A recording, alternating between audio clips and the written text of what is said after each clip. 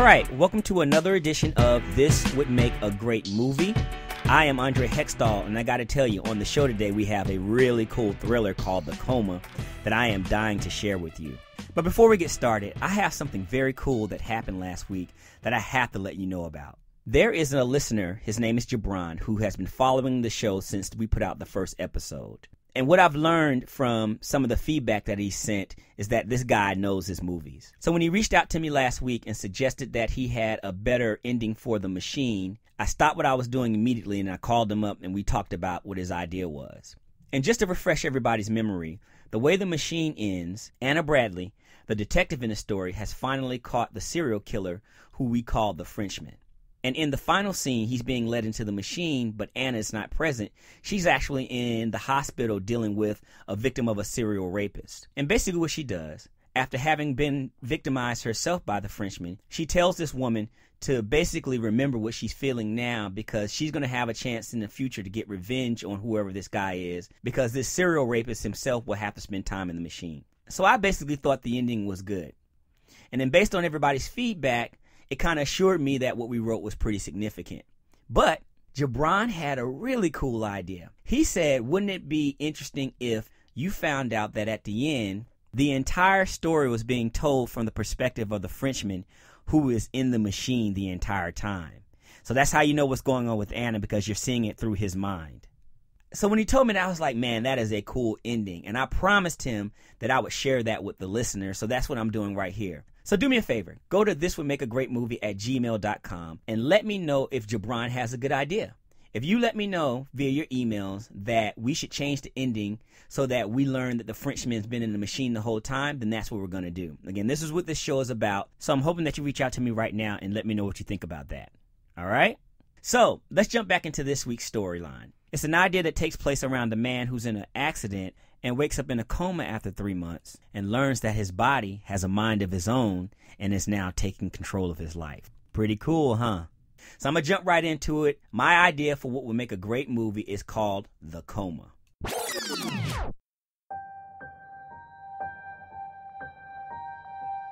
Miller Hoffman is a brilliant software developer who started a tech company 5 years ago with his best friend Greg. He lives in a large house in Southern California with his second wife, Rita, whom he married a few years after his first wife died of breast cancer. He works a lot, but regularly finds time to enjoy a little fishing at the lake near his cabin in the mountains. One day, while on the way home from a weekend trip to the cabin, Miller is seriously injured in a hit-and-run car accident, which puts him in a coma for 3 months. During this time, he can hear everything around him, but feels tortured because he cannot signal to anyone that he is fully conscious inside his body. When his eyes finally open, he realizes the nightmare isn't over as his body begins to take control and act on its own. The next few weeks, Miller helplessly stays locked in his mind while his body goes about living his life. What was even more terrifying is his body starts exhibiting strange and unpredictable behavior. When Greg visits him in the hospital, his body tosses the flowers he bought into the trash. In the days following, is rude to his wife Rita and even hits on the physical therapist. Just as Miller is starting to lose hope, something extraordinary happens. When the body falls asleep, he retakes control. He slowly sits up, tries to get out of bed, and realizes his control feels more like sleepwalking. He moves toward the doorway, but Rita walks in, catches him out of bed, and then calls for the nurse. As the nurse tries to guide him back to bed, Miller struggles, which causes his body to wake up. When it notices that Miller has taken back control, it quickly asks the nurse for something to help it sleep. Moments later, when the medicine takes effect, Miller is helpless again. On the first night home from the hospital, things become even more terrifying when Miller's body waits for Rita to fall asleep, stands over the bed, and silently watches her. After a few moments, it suddenly goes downstairs, gets a knife, and starts back toward the bedroom. Luckily, Rita wakes up and sees Miller's body standing in the doorway and wants to know what's going on. The body hides the knife and pretends to be having a hard time sleeping. It tells her that it's going to watch a little television, then puts the knife back and falls asleep on the couch, but forgets to take the sleeping pills. Now with control, Miller stumbles into the kitchen, finds a pen, and then scribbles a note explaining everything, which he then leaves for his wife on the kitchen counter. He then handcuffs himself to the refrigerator handle to make sure he can't hurt his wife, and eventually falls asleep. In the morning, Rita finds Miller and panics, thinking he's gone crazy. His body quickly explains that it must have been sleepwalking again. And although she's concerned, Rita frees him, but not before begging him to get help. When she leaves, Miller's body discovers the note and tears it up.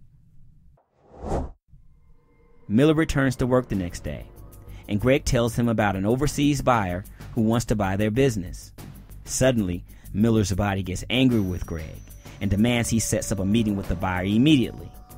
Surprised by Miller's reaction, Greg hesitates but eventually agrees, but encourages Miller to calm down and go home and relax while he handles everything. When Miller and his body get home, Rita confronts him at the door, having heard about the argument at the office. She desperately tries to talk with Miller, but he pushes past her and goes into the kitchen to open a bottle of wine.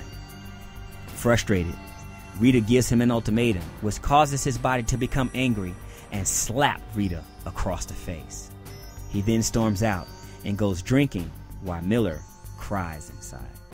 At the bar, Miller's body gets drunk and hits on several women. When he gets home later that night, he finds Rita has packed all of her things and left a note saying that she's leaving him. Instead of going after her, his body continues to drink while looking at old pictures of Miller with his first wife, and surprisingly cries before laying down and taking the sleeping pills. At the office the next day, Greg and Miller have a heart-to-heart, and Miller's body lies about his willingness to seek treatment. Greg is content and goes on to inform Miller about his meeting with the buyer that afternoon. At first, the meeting goes well, but for no reason, Miller's body begins to challenge the deal. Shocked, Greg tries to reason with him, but Miller's body refuses to sell. Furious, Greg threatens to dissolve the partnership if he doesn't do the deal, but Miller's body doesn't respond. Instead, it quietly leaves the office without saying another word. When Miller's body gets home, it goes to the computer and hacks into the company accounts. It forges Greg's credentials and transfers most of the monies to an overseas bank and the rest into his personal account. He then buys a gun and invites Rita to the cabin, pretending he wants to make up. Before bed, his body makes sure to take the sleeping pills so Miller can't ruin his plans. In the morning, his body drives to the cabin, and for some reason, Miller has a flashback of the night of the accident. Over and over again, he sees himself sitting on the couch in the cabin looking at a brown leather box, but can't remember why. Soon, he arrives, and surprisingly, Greg is waiting outside to confront him about the business accounts. Soon after, Rita pulls up, and together they go inside to convince Miller he's gone mad and that he needs to get help. When Miller sees the two of them together on the couch, he has one more flashback, regains full control of his body, and now can remember everything. Calmly, Miller goes over to the desk, pulls out the box from his flashback, and retakes his seat across from Greg and Rita. He reaches in and pulls out several pictures of them eating at a restaurant together, along with several others showing them having sex in Greg's car.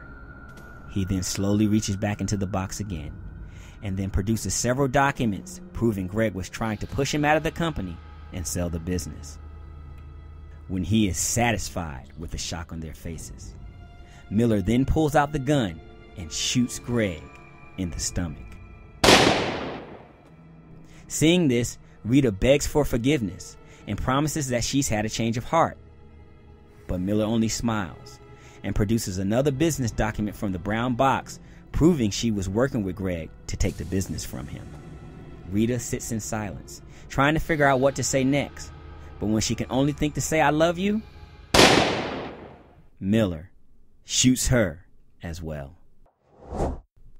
When they are dead, Miller sits and thinks about everything that happened and realizes that, somehow, his body knew the truth and was trying to protect him all along.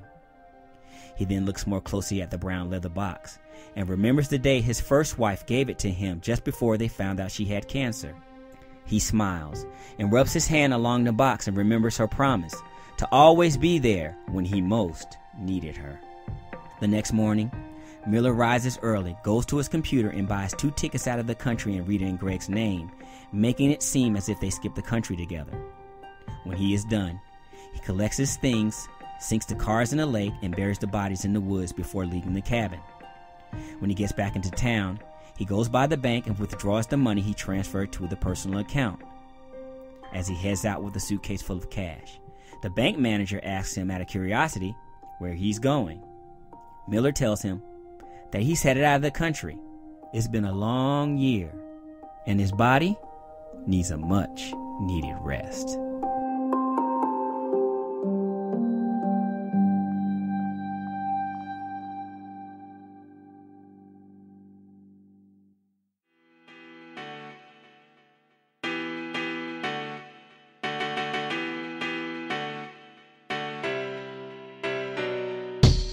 All right, so I want to jump right in and start talking about the story and how I came up with the idea. And then the second part of this, I want to share with you a little bit of a debate that I had with, ironically, my mom and my niece about how the ending turned out. But let's first talk about the idea. I actually came up with this concept about 3 years ago. It was actually one of the first ideas that I had for a movie. And when I conceived it, the part that transitioned over to this story was the idea that there was going to be someone who was in an accident that ended up in a coma and then woke up from that coma and their body had taken control of their life. So I had that idea. But then I had a hard time trying to figure out this. Was it then going to be someone who was going to have some kind of internal battle? Like, for example, one of the things we started toying around with was maybe this was going to be a secret agent. And somehow during the accident, when he wakes up, he's still a secret agent, but somehow he's stuck in his body, and now his body is the criminal. So now he has to try and find a way to arrest his body or bring his body to justice. But as I started toying with that idea, it started becoming really complicated. So I ditched it. Then I came up with the idea, which is similar to what we almost ended up with, where there was going to be this husband who got into an accident, and then his body started doing things that he didn't approve of. But the difference in what I had originally was the guy was going to end up killing himself. The body was going to be so destructive to his life that by the end of the movie, he was going to have nothing to go back to. So the way he was going to get justice was he was going to somehow commit suicide. But again, I thought that was complicated. And then, I'm going to tell you, this is a cool story. I was sitting down with some friends watching a football game, and the idea just popped into my head. I thought maybe it would be cool if when the body takes over, maybe there's some loved one who has come back from the dead because they're trying to save this person from something, some impending doom. And I wanted you to understand why this was important to me, because out of everything that I presented on this show, the coma is actually my favorite concept of all time. I don't know what I'm going to have to do, who I'm going to have to call, who I'm going to have to beg, but I hope one day someone out there sees the potential in this story and will actually turn this into a movie. Because I really do think out of everything I've written, this would make a great movie. But I want to hear your thoughts. Now that you kind of understand the thought process of how we came up with the idea and what the potential other concepts could have been, send me a message at thiswouldmakeagreatmovie@gmail.com and let me know if the direction that we took the story in was successful.